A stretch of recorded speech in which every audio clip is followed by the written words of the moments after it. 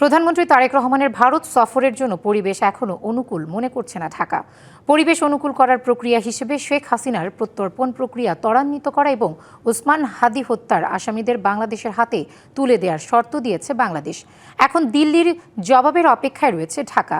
ব্রিফিংয়ে এসব কথা জানিয়েছেন পররাষ্ট্র মন্ত্রণালয়ের মুখপাত্র AKM শহীদুল করিম।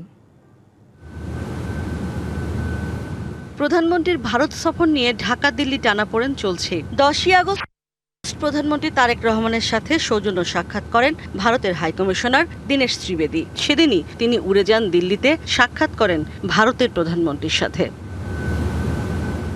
তখন প্রধানমন্ত্রীর ভারত সফরের বিষয়ে বাংলাদেশের পররাষ্ট্র মন্ত্রণালয়ের পক্ষ থেকে ইতিবাচক উন্নতির কথা জানানো হয়। যদি সবকিছু মেলে অবশ্যই ভারত সফর হবে। রবিবার দুপুরে এ নিয়ে গণমাধ্যমের মুখোমুখি হন পররাষ্ট্র মন্ত্রণালয়ের মুখপাত্র AKM শহীদুল করিম। জানান, প্রধানমন্ত্রীর ভারত সফরের যে সম্ভাবনা দেখা দিয়েছিল, দিল্লিতে শেখ হাসিনার সংবাদ সম্মেলনে কথা বলায় নষ্ট হয়েছে সেই পরিবেশ।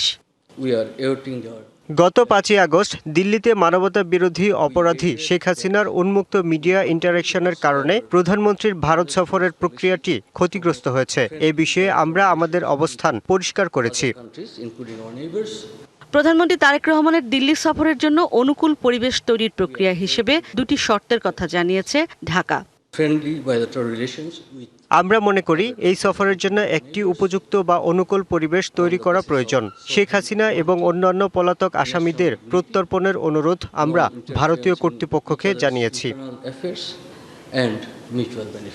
পররাষ্ট্র মন্ত্রণালয়ের মুখপাত্র আরও জানান, দ্বিপাক্ষিক সম্পর্ক উন্নয়নে বাংলাদেশ ফার্স্ট নীতি অনুসরণ করবে ঢাকা। ইশরাত জাহান উর্মি, DBC নিউজ, ঢাকা। নগদ নিয়ে এলো হার না মানা হার অফার। সর্বনিম্ন 10,000 টাকা রেমিটেন্স নগদে পাঠালে থাকছে স্বর্ণের হার জেতার সুযোগ।